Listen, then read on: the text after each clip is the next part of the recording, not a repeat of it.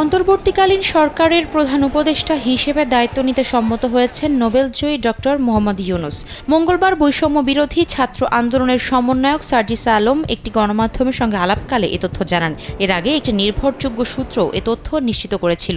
ওই সূত্র জানায়, ডক্টর ইউনূস বলেছেন, শিক্ষার্থীদের পক্ষ থেকে তার সঙ্গে যোগাযোগ করা হলে তিনি প্রথমে রাজি হতে চাননি। তিনি তাদের বলেছেন তার বহু কাজ রয়েছে যেগুলো শেষ করতে হবে।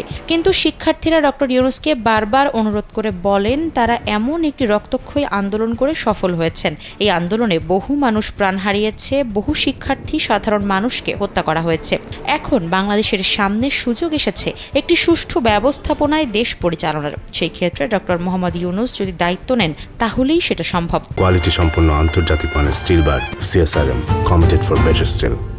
তিনি দায়িত্ব নিতে রাজি না হলে সেটা কারোর জন্য ভালো হবে না। সে কারণেই তাকে অনুরোধ করা হয়েছে দায়িত্ব নিতে। ডক্টর ইউনূস জানান, শিক্ষার্থীরা যখন এই কথা বলেন তখন তিনি নিজেও বিবেচনা করে দেখেছেন এই শিক্ষার্থীরা এত আন্দোলন করেছে, এজন্য তাদের এত মূল্য দিতে হয়েছে। শিক্ষার্থীরা যদি এত স্যাক্রিফাইস করতে পারে, দেশের মানুষ যদি এত স্যাক্রিফাইস করতে পারে, তাহলে তারও কিছু দায়িত্ব রয়েছে।